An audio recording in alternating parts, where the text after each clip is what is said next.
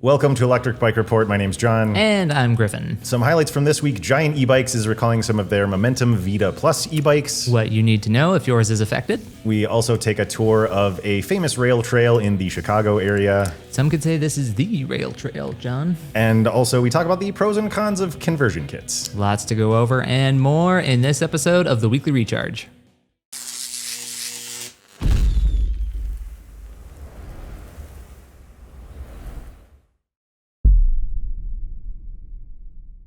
All right, jumping into this week's news, we have a new release from Buzz Bikes, and this is a super affordable mid-drive electric trike, and it is called the Cerana T2. It has a crazy low price of just $13.99, and I'll run through some of the specs here. So there's a 500-watt mid-drive, pretty powerful motor with 130 newton meters of torque. That comes with a 500 watt-hour battery with an estimated range of 40 miles. There's a dropper seat post for quick adjustments. There's a 17-inch standover height in the step-through frame. Comes with a 7-speed drivetrain, mechanical disc brakes, and then you've got 3-inch wide tires with 24-inch diameter in the front and 20-inch diameter in the rear. And then it also comes with a rear basket that has 71 liters or about 2.5 cubic feet of cargo space. There's not a weight capacity listed there, but that's still a pretty good volume. And then the website says a top speed of 20 miles per hour, but I don't know, that may be debatable. We'll see about that. Anyway, this kind of comes right on the heels of our announcement last week that Lectric came out with the XP Trike 2. That's priced at $1,500, so about $100 more. And, you know, that trike has some big upgrades that are definitely worthwhile, like hydraulic disc brakes, a suspension fork and seat post. But, you know, this one seems pretty interesting, especially the mid-drive. Like, I don't often see mid-drives at that price. Like mid-drive at $13.99 is virtually unheard of, especially on electric trikes. And as we covered last week, I mean, Lectric has been the e-trike sales king. A lot of anticipation and buzz around their new announcement. So it'll be... Buzz. Unintended. Pun unintended, actually. That was just happy coincidence. But in this case, it will be interesting to see how people react to this. I think the 130 newton meters of torque was really interesting. We'd love to test that out, see how it does up on a hill. Definitely. We've tested one bike from Buzz before, so maybe we'll see this one. Yeah, fingers crossed. In other news, Giant Bicycles recalls over 6,000 Momentum Vida E Plus e-bikes. So here's everything you need to know if you are one of the owners of such bikes. The recall is due to a faulty steerer tube that can break and create a fall hazard. Now, there have been a few reported instances so far, 4 to be exact, but no injuries reported, which is always good to note. The bikes affected were sold online and at dealerships around the U.S. between September 2019 up through May 2025. So this affects both mid and low step frames with colors that include metallic red, green, and navy blue, as well as indigo blue, happy mint, and panther black. So if you own one of these bikes, you know, you can check your serial number. If the third character is H, J, or K, your fork can be replaced for free at a dealer. If the third character is G, additional inspection by a dealer is required to see if you need the replacement. So again, just double check those serial numbers, see if yours is one of them, and get it to your local dealer if needed, as soon as you can. Always good to see brands kind of jumping on the ball with things like that. For sure. But moving on, I've got a cool story about a Dutch startup company that is called Tyler, and they've got some products that are really kind of looking to change the way how we charge our e-bikes. So they have 2 different models of a low-profile wireless charging unit that is basically, it sits on the floor. That's why it's called a Tyler, and it's like a tile. Yeah, get it? Okay, yep, very good. I followed. So the original model, the Uno, has been around for a little bit now, but they have a new, more compact model called the Tyler Compact, and that is currently in a pre-order phase. So this unit sits on the floor, like I said. It's about 10 inches by 9.5 by about half an inch tall, and delivers 150 watts of charging power. It plugs into the wall, and then how it actually charges your bike is pretty interesting. You actually get a replacement kickstand unit that has power built in with it, and it connects to your battery. So then when you want to charge your bike, you basically just set down the kickstand, park it on this floor tile, and then it charges your bike wirelessly. So it's meant to be, for the most part, universal. The company's website says that it's compatible right now with about 80% of e-bikes on the market, but that number is rising. And some of the kind of big names that they are working with right now are Gobao, Bosch, Yamaha, Bafeng, Zehus, and then a few others there.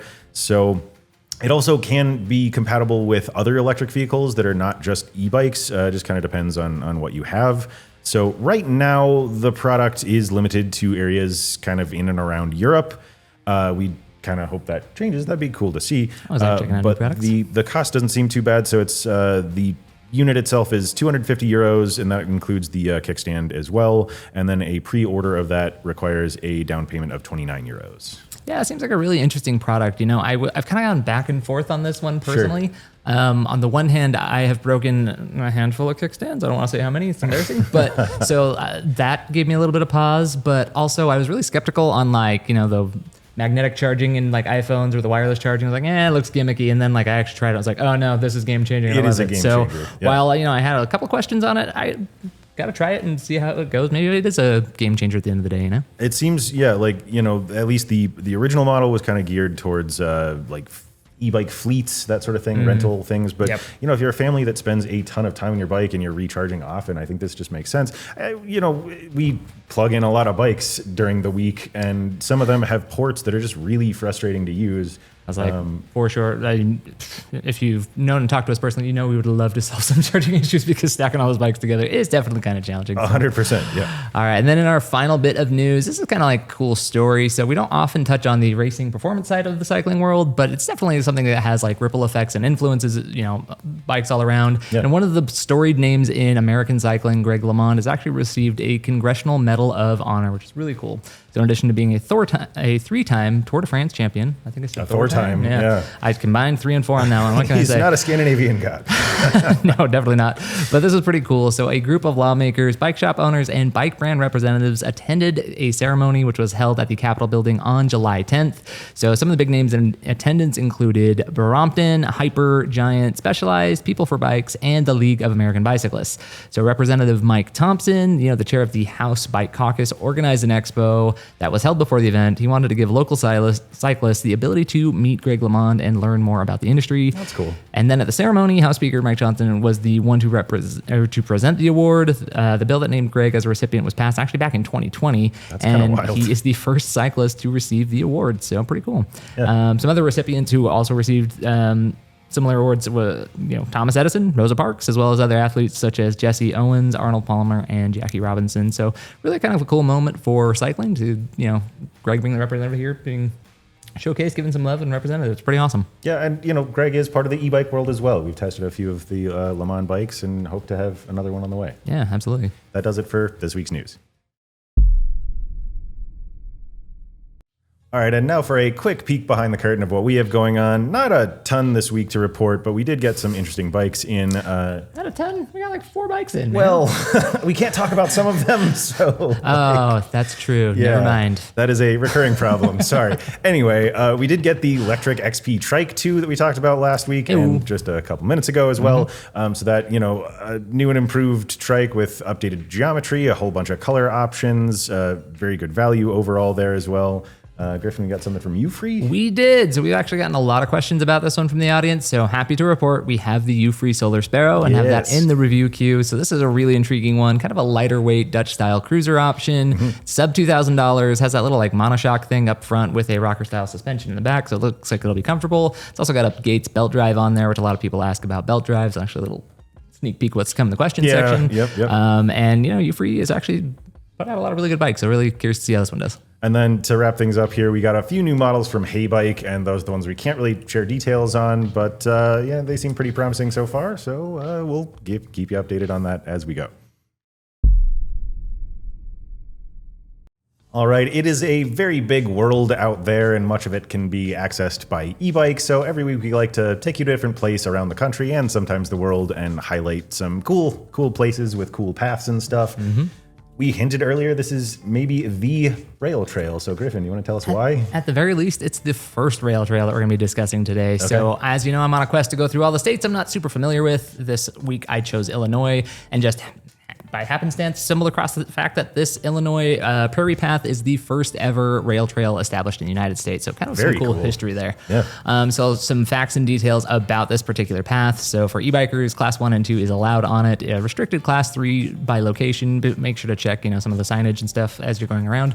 But it consists of 61 miles and then kind of like a different design to this one. It has 3 main branches. If you look at it on a map, it almost kind of looks like a rake. There's like one big stem and then kind of like branches off into like 3 or 4 different like subsections. So cool. Some of the most notable ones include the Elgin branch, which is about 16 miles, Aurora branch, 14 miles, and then the main stem from Maywood to Wheaton, which is 15 miles. Then again, smaller connections and whatnot throughout. But Going back to that history really quick. So it is historic as the first rail-to-trail conversion. So the rail line was abandoned in the 1950s. And then in 1963, the ball started rolling for what would then become the first rail trail. A woman named May Thielgard, I hope is the middle name, Watts, who is a naturalist and activist from Chicago. She wrote what is now a famous letter to the Chicago Tribune, urging that Midwestern residents needed recreational trails and argued for the preservation of railroad rights of way for public purposes. That was really hard to say. I don't know That why was I a wrote that. jumble, yeah, but that's okay. I agree with her. That's very 100%. very smart. So that was actually pretty cool. She got the ball rolling there, and then at the 1971 dedication ceremony, she was honored and part of the ceremony there, which is pretty cool. So. She is also honored annually and with local walks and educational events, as well as some signage that are posted along the trail for some of the history there. So along this trail, there's actually some really cool views. So even though it's kind of along Chicago's western suburbs, the trail has a natural and wild and some peaceful scenes galore, really. You can find tall prairie grasses and wildflowers in spring and summer. There are tree tunnels and forest preserves with shady stretches.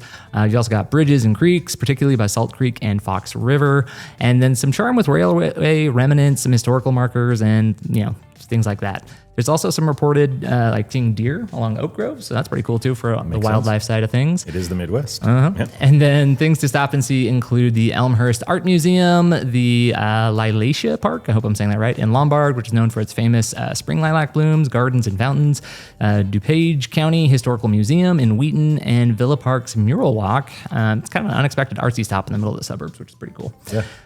So look, I've never personally been to Chicago or the surrounding area, but it's kind of researching this, when I picture Chicago, I remember the Batman movies, which I believe were filmed there. So it's a little Gotham looking big metropolis. Yeah. And I thought this was really cool because these photos are absolutely amazing and just different side of kind of Chicago area that people can kind of escape to and just enjoy wildlife and scenery and a really cool path with cool history. Agreed. Yeah. I mean, this is a really unique blend of stuff that we don't often see this close to a big city. I mean, I think, Central Park in New York gives you maybe a little kind of bit of nature that you don't find commonly in big metropolitan the otherwise areas. Urban jungle. Yep. Right. But this is really cool. Good highlight. Yeah, absolutely. So again, we always appreciate the perspective of anyone who has actually been to this path. Let us know down in the comments what you think about it. Or if you have a suggestion, something for us to chase down next week in the section, let us know in the comments below or at questions@electricbikereport.com. Yeah.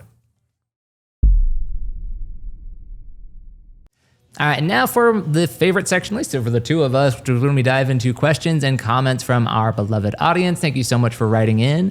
Let's just get things started right away with Michael Baker's question from the Best Cargo E-Bikes webpage, who says, I am disappointed that sites like this don't use their influence to promote bikes that are low maintenance and easy to use. At least you should be pushing bikes with internal geared hubs, particularly for e-bikes where weight is not an issue when riding. Even better IGH with Gates belt drives. The majority of riders don't want to be messing with cleaning chains and adjusting gears. They really deserve a bike that is maintenance free for thousands of miles. And if they are riding on recreational gravel paths, it is even more important. Appreciate the insight on that, Michael. Yeah, definitely. I mean, I do want to just say up front that don't take the absence of bikes with internal gear hubs and belt drives on that page as the fact that we don't like them. We really love those kinds of bikes. It just so happens that especially with that style, they are fairly rare. But there are a ton of awesome things about bikes with belt drives and internal gear hubs. I mean, they're very clean, they're very quiet. And the low maintenance element is really absolutely key. So belt drives in particular are advertised in most cases to last at least as long, twice as long as a chain, in some cases much longer. And then especially in combination with an internal gear hub, there's just far less wear, and so you don't have you're not going to replace parts as often.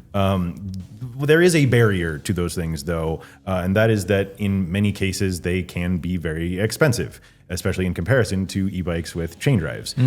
So, especially kind of looking in the premium tier, you're looking at things kind of in the $3,000-$4,000 range, and sometimes higher. And kind of going back to the point that, that comment was made on the Best Cargo page. When it comes to that, you can get away with single speed, belt drives on a lot of different bike styles. Yeah. You really need some gearing on a cargo bike, where that added cost comes in, because then you do need the IGH with it. So again, it can get very costly very fast. Good addition. Saying, yeah, absolutely. We've seen some trikes with single speeds, and in those cases you just kind of use the pedal assist system for your gearing. Yep. But yeah, when you're hauling 300 pounds of cargo, gearing is definitely helpful. But, let's see. Tern, Reese, and Mueller, those are some companies that, if you're interested in a cargo bike with these features that, you might want to look there. But again, those costs are relatively high. They are premium brands. But then, Griffin, you saw a cool cargo bike at Electrify from Cargo Cycle? So Cargo Cycle, they've got a couple of different models. They're like the kind of like box style like cargo thing. So like front load, you have one for kids and one for like, more utility purposes. Those do have the option to run a belt drive and internally geared hub, kind of like you were suggesting. So kind of a little bit more of a startup, a little bit smaller niche, a little bit more expensive. But again, there are a couple of different things you can look out there in the cargo world if you are interested. But then to kind of dial things back to non-cargo e-bikes that have belt drives, we have tested quite a few that we absolutely love. So I just wanted to really shout those bikes out here. The Tenways Seago 600 Pro is one. So that's a lightweight city bike. There is I believe that's an 8-speed option off the top of my head, but there's also the single-speed belt drive option, and just super smooth pedal assist, very responsive, and just it feels a little bit peppier than you expect for a single-speed bike. There's also the V-Volt Centauri 2. So that is a really lightweight mid-drive commuter. And that actually has a really cool sort of like automatic shifting system in the rear hub with 3 speeds. There's also the Lectric 1, so that has the pinion gearbox at the bottom bracket. Talk about peppy. Seriously, yeah, that thing has some punch. And then the Rad Power Bike's Rad Kick, which is, another kind of mid-weight commuter / city bike. Just really, again, smooth, responsive, and as all of Rad bikes are, just very controlled and safe feeling. Yeah, very dialed in pretty well. And then just kind of as a note on top of that, we always run through bikes that we have kind of in the works. And as a reminder, we have some Velo e-bikes in for testing right now, and some of those have belt drives. So if that is interested, or if you are interested in those, be sure you're subscribed and stick around for those reviews as they come out. 100%. But moving on to our next question. This comes to us from Jody Carbone, and this was on last week's episode of the show. She said, here's one: biker or cyclist? E-Cyclist? What should we call ourselves without offending traditionalists? Is trikelist a word? She says, okay, maybe not E-Cyclist. It sounds too much like a festering medical condition. So, got a case of the E-Cyclist. Anyway, first of all, thanks, Phil, after Jody. And then, this kind of like largely comes down to personal preference, I guess. I mean, identify how you want, for me, I always kind of like push back when people are like, well, electric bike riders aren't cyclists. It's like, why not? I don't like gatekeeping elitism type stuff. That's kind of how it comes across to me. So I think you can still go by cyclist if you want. But if you want to further distinguish it, I think, there's room to do that. Maybe like referring to those who ride a little more casually for leisure purposes, commuting, things like that. But just for fun, we did, well, at least I jotted down a few different name possibilities I wanted to throw out there. I love these so much. So here are a mix of semi-serious and mostly silly name suggestions. So we have amped cyclists or amp champs. I like amp champs. That is my fave. Yeah. Powered pedalers, watt riders, alternate watt warriors. Walt warriors. Watt warriors. I'm struggling today. That's okay. EV cyclists, electrocyclists, e-bikeneers. We're the first ones. We're blazing trails. That's good. It's and last but not least, Watternauts. So, let me know, weigh in, tell me which ones you like best. Maybe we'll put up a poll or something. People can vote. What is the name we should brand ourselves with? We're making these decisions here on the show. My vote is for Amp Champs, but yeah, let us know down in the comments. Oh, look at that pack of Amp Champs that went by. Oh, yeah. There we go. All right, so for our next question, we have, let's see, Cubs fan for life on the Velotric Discover 2 YouTube video, who asks, is this bike really $700 better than the Xpress 750 commuter bike? Fair question. Excellent question. Go Cubs, I guess. Yes, indeed. Chicago. See, we talked about Chicago earlier. I love it when things come together. I love it when it comes full circle.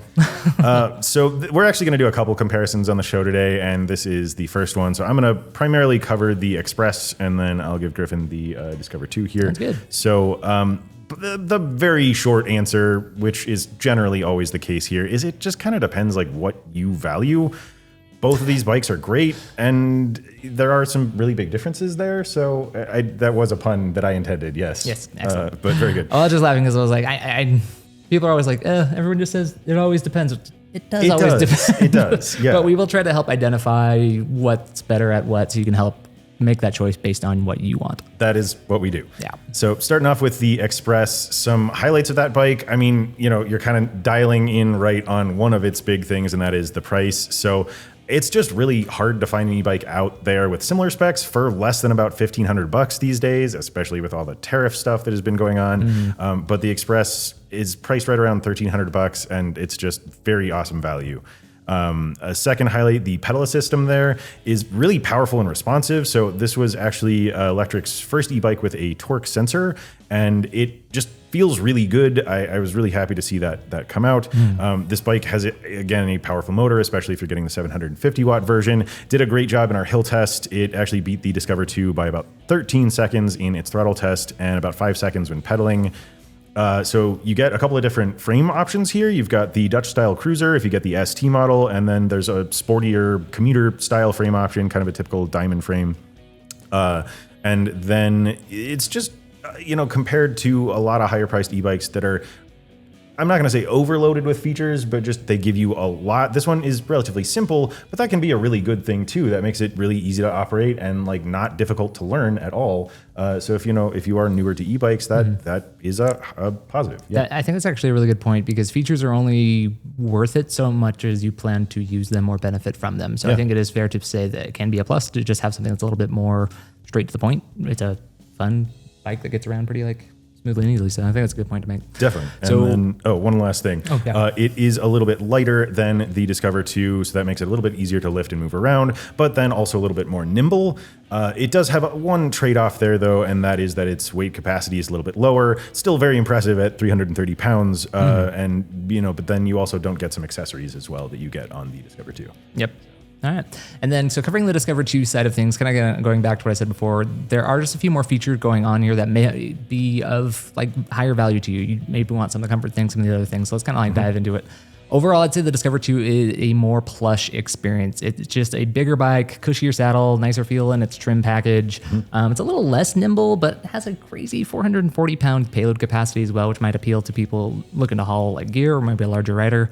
It's also a little bit more customizable. So we do like the pedal assist sensor on the Xpress, but this one puts a little bit more option in your hands. You can pick either the torque sensor for a little bit more natural riding experience, or you can do the sensor swap to the cadence sensor option if you want an easier experience, depending on how you like to ride. There's also 15 total pedal assist settings. You can pick different power levels across the PAS settings.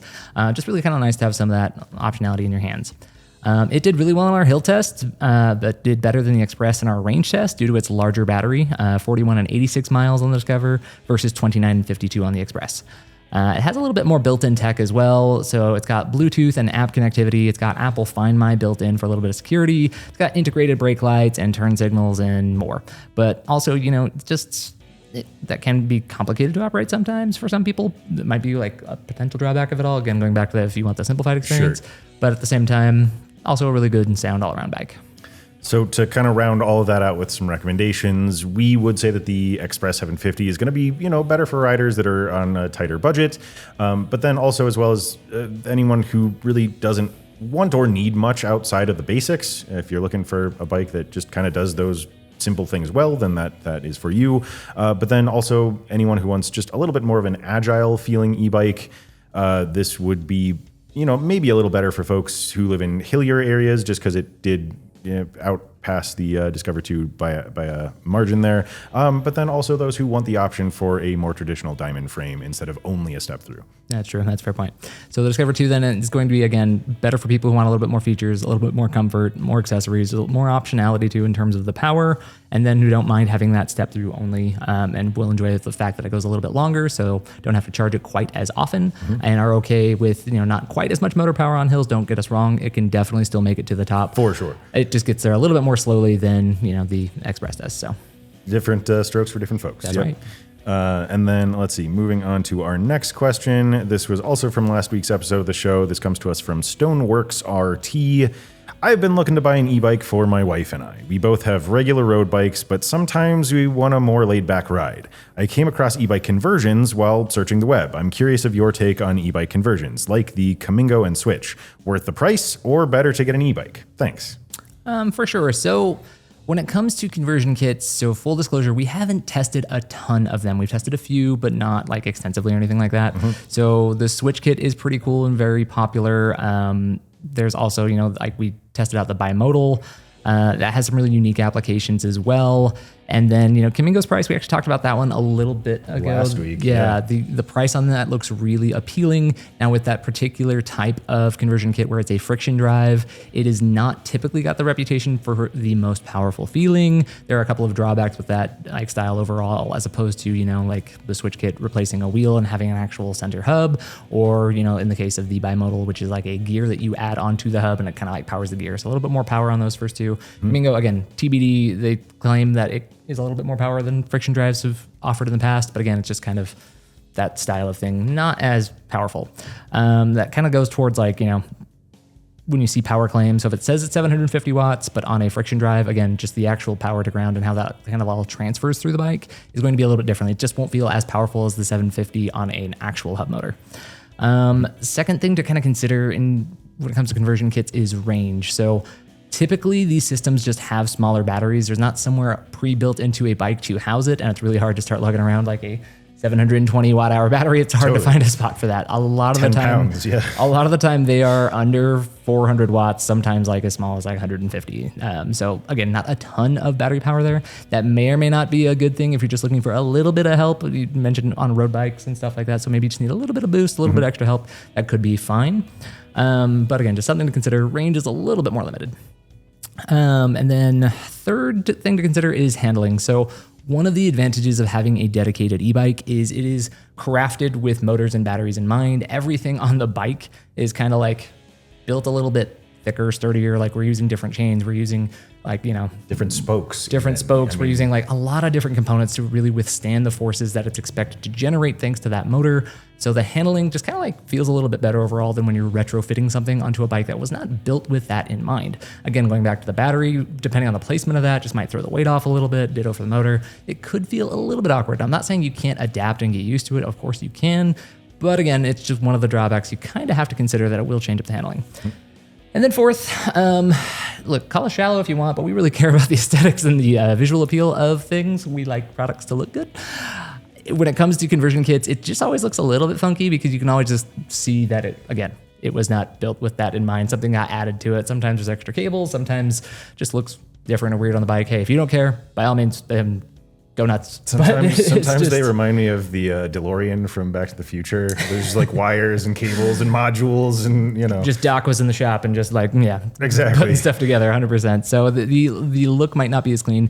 Again, that being said, they are coming leaps and bounds from where they were way back in the day with all the DIY like conversion kits that we used to see. Again, Bimodal actually kind of praised a little bit for its form factor. But again, some of the wiring batteries still run into some certain challenges with it. So all of that having been said, a conversion kit might be a good place to start, especially if you can find one that is affordable. It might be a good way to get a taste to see if that works for you. And then, if you do find, it was an all right starting point, maybe we want to get into something a little bit more serious, then look at a dedicated like e-road bike. I think you will probably end up liking that one a little bit more. But again, maybe you can get started with a taste with conversion kit. Yeah, good. All right. So our next one comes to us from Steel Raider 12 on the Tenways Seago 600 Pro video. Compared to the Aventon Soltera 2.5, what advantage does the Tenways give you, given the Aventon can be had for about $1,200 right now and shares similar specs? Sounds like we're ready for comparison number 2, John. That's right. And then we had a second request who responded to this. Mark Playman 3937. I have this exact same question, currently comparing both for possible purchase. So yeah, happy to throw this one out there and help. Again, both of these bikes are great. They have a lot in common. They're both around 45 pounds, so almost identical in terms of weight. They both have 350 watt rear hubs with torque sensors. There's 3 frame sizes to fit up pretty good range of riders, and they both are limited to 20 miles per hour. And they both connect to Bluetooth apps as well. But then let's see, I'll take the Tenways. Griffin will give you the Soltera for this one. Sounds good. So highlights on the Seago 600 Pro. So that one is a little bit more sporty feeling, a little bit more of a stretched out riding position with a little bit more weight and, forward lean, putting some weight on the handlebars there. That one comes again in both a single speed and 8-speed chain drive options. It's a little bit peppier with its motor output and a little bit faster in our hill test when climbing. It is just generally slightly better spec'd in some places. So you get a little bit wider, cushier tires. You have an 8-speed drivetrain instead of a 7, and you have a slightly larger battery there that, that comes kind of into play in the range test here. It fits riders from 5'5" to over 6'5", and it has an adjustable stem to give you the ability to sort of customize your riding position and fit, and that kind of makes it best for average to taller riders. And then its range test results were interesting. So it kind of sandwiched the Soltera. So it had fewer miles than the Soltera in its high power range test, just because its motor is a little bit more peppy. And then it had more miles than the Soltera in its low assist range test, just because of that slightly larger battery. Yeah. So. And then covering the Soltera side of things. So at $1,200 right now, that is actually a really great value buy. So that is something to consider. We do like the price on that one. Definitely. I would say these two bikes compared back to back, I'd say that the Soltera is a little bit more upright, a little bit more relaxed feeling, as opposed to a little bit more aggressive body positioning with the Tenways. It has a few more features as well, such as a throttle and turn signals, things that you're not getting on the Tenway side of things. It will fit riders from 5'1" up to 6'2", so it's a little bit better for some of the shorter to average size riders. Its headlight is mounted to the handlebars instead of being fixed, so your nighttime visibility is also going to be a little bit better when it comes to steering. Yeah, so I guess, again, to round those things out, recommendations for who the Seago 600 Pro is best for. Again, considering the recommended height range there, probably a little better for riders on the taller side, but then as well as those who want the absolute most range potential. And then, if you appreciate those little spec upgrades and you don't need a throttle, this might be a good bike for you. But then we also recommend it for anybody who just kind of likes that sportier feel to their bike. Yep. And then a Soltera side of things. So again, right now at that price, if you're cost conscious, that's going to be a really good buy to look into. If you are the type of person who does want to have a throttle, that can be a big buying decision for some folks. You're getting that with Soltera, not on the Tenways. And if you just, again, want that upright riding position a little bit more relaxed, it's really nice in that regard. I'd say overall, too, the motor's a little bit more on the natural side. So if you're someone just looking for a little, like an extra half step or a step, it's going to give you really good natural feeling assistance that won't overtake the ride by any means. It'll still be able to work it up unless you're hitting that throttle we talked about, and then you can totally take it easy. But so yeah. Again, both fantastic bikes. You just really can't go wrong there at all. So absolutely. All right, let's see. Moving on. This is our last question for this week. This is actually from a while back. So the news post on our website from episode 23.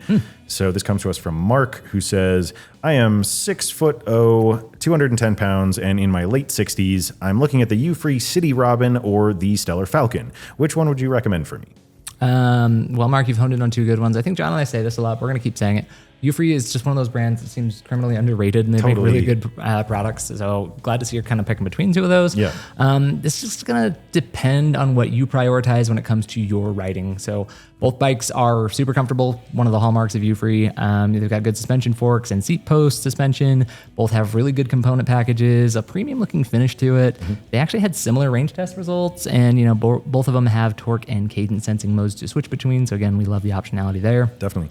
I'd say ultimately, at the end of the day, the City Robin X is it's got that very upright riding position, and with the handlebars that put you more to the side, a little bit more relaxed, that kind of cruiser style bar. Also has higher capacity welded on cargo rack, so that might be a consideration for you if you're going to be doing a lot of commuting and packing like a pannier bag. And it's kind of got some more relaxed handling overall, I would say. Now on the Stellar Falcon side of things, that is going to be a sportier feel, flat handlebar, a little bit more of a forward-leaning posture, so a little bit more aggressive. That's something I personally like. It's a little bit better suited for rougher off-roading thanks to its tires, just a little bit more rugged. Like the City Robin can handle your fair share of finer gravel paths or anything like that. But with the knobbier tires and the air suspension of the Stellar Falcon, you're probably going to enjoy off-roading a little bit more there. Yep. And then, it's got the more powerful motor, I'd say. It's a little bit faster when climbing hills in our experience, so a little bit more of that aggressive edge to it. That is a 500 watt on the City Robin and 750 on the Stellar Falcon. Yes, thank you for pointing that one out. So again, I think at the end of the day, we'd recommend the City Robin if you plan to stick to mostly paved areas. It's a really relaxed, nice feeling, kind of like cruiser style ride. The Stellar Falcon is going to be better if you want something a little bit more aggressive and maybe a little bit of an off-road exploration edge. But that is going to do it for questions and comments this week. Just remember, you can be featured next week on the show. Drop us a comment down below or at questions@electricbikereport.com. Without any preamble this time, it's time for Deals of the Week. Deals of the Week. All right. I think we lost our singing voices, but that's okay. Yeah, it's okay. We'll rediscover them down the line, I'm sure. And John, It is hot bike summer, my friend. It clearly is, yes. There are a lot of, quote, hot summer deals going on right now from a couple different brands here. So just kind of pulled some standout things that I came across today. So over on Tenways website, you can get up to $600 off bikes, plus up to an additional $300 off when you buy 2 e-bikes. And we've been talking about this bike for a while now, but I just really, it's one of our favorites. We really love it. It's the Tenways Ego X. So that is a just really fantastic SUV style e-bike. Commuter blends some elements of commuters and wider handlebars you might find on an EMTB. But anyway, that bike is $600 off down to $1899, and you get a really great Bafeng mid-drive there. So that is a fantastic deal. 100%. And then moving on to Mock Wheel. So they've got 3 different deals going on worth talking about. So we have buy 1 e-bike and get one of 2 accessory bundles on the cheap. That includes the basic accessory package of mirrors, saddle, basket, bottle cage, and storage bag for just $50. There's also the deluxe accessory package though. That includes the basic pack plus phone mount, helmet, bike cover, folding lock, and a suspension seat post for $99. Pretty solid. They also have, if you buy 2 e-bikes and get a free trailer or hitch rack, and then up to $1,300 off when buying a power station e-bike, a solar panel kit, and a power inverter. So that's one of our favorite combos. If you are an outdoors person like camping or something like that, that's the type of package you can put together and hit the backcountry. Yep. Check out the Obsidian and Basalt ST. For those, yep. Yeah. Anyway, moving on to Hey Bike. So we talked about them a little bit earlier. They've got a flash summer e-bike sale with up to $600 off e-bikes, plus a few bikes come with cargo baskets. So the ones that stood out here, the Mars 2.0, which is one of their folding bike options. So the base 750 watt model is just $899. Nice. That is definitely a great deal. But if you want to upgrade, it's still fantastic. You can get the 1,000 watt motor version for just $1,099. The Ranger S, so that is a little bit of a different style of folding e-bike with a step-through frame. That one is $1,099 as well. And then the Hey Bike Hauler, if you're looking for a cargo bike for gear, groceries, whatever, that is on clearance right now for just $999. You don't see a lot of cargo bikes at $1,000. That's really awesome. For sure. So you can check out all these in links down below and, hop on those deals while they're there. We always like to conclude with a shout out to a member of our audience, someone who's just shared something with us about what they ride, where they ride, or in some cases just thoughts they have about e-bikes in general. Yeah. So, John, who do we have this week? This week we have William Conklin 5017, who commented on the Best for Seniors. I believe that was the video, not the webpage. But anyway, he said a lot of things here, but there's a few points that we'll get to that made this comment really stand out. Really big fan. So he says, I am a senior and I know a lot about this stuff. I'm also disabled. The best bike for a senior is a bike with low entry, a cadence or hybrid engine, and tires that are at least 3 inches wide, and wheels that are 20 inches. The Portola fits all of those. It would be nice if somebody would make a bike like the Portola out of carbon fiber, but unfortunately the bike industry thinks that torque sensors are the way to go. They are completely wrong for older people who have some disabilities. The only way to go is a cadence sensor, a small wide wheel, and low entry. I wouldn't bother with anything else except a tricycle. Also, you can put adult training wheels on bicycles, which my experience shows is a better choice than a tricycle because you cannot transport a tricycle easily, and they are heavy, and I tried a Lectric tricycle and I could never learn to ride it. As a matter of my history, I was the first person to climb Mount Evans in Colorado on a unicycle, and when I was in my 30s, I could ride a 7-foot unicycle and play the flute. So hopefully that gives you some indication of why I chose this comment. William, thank you very much for writing in. We really appreciate you. And if you're watching this, please send us a video of the 7-foot unicycle playing the flute. If you got it, I would love to see it. 100%, absolutely. Cool. And if you want to be featured in this segment, we've mentioned it before, we'll say it again. Let us know down in the comments. You can email us at questions@electricbikereport.com. All right, if you've made it this far, we really want to thank everyone who's watching and who stuck around, and all of you who support our channel.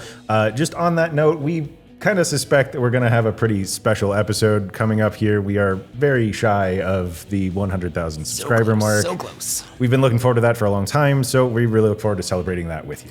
That was one of those goals we put up on the bulletin board a long time ago, and looking forward to hitting that 100K mark. So thank you again for helping us grow and helping us get there. Especially a big shout out to the every weekers, the people who join us to watch the show every week. Greatly appreciate you. Keep sharing it with friends, family, whoever else. Hit that notification bell. Make sure you catch every episode as it comes out. And as a reminder, we're also on all of your favorite audio platforms if you want just that version as well. Spotify, Apple, all those good things. But that's going to do it for John and I on the Weekly Recharge.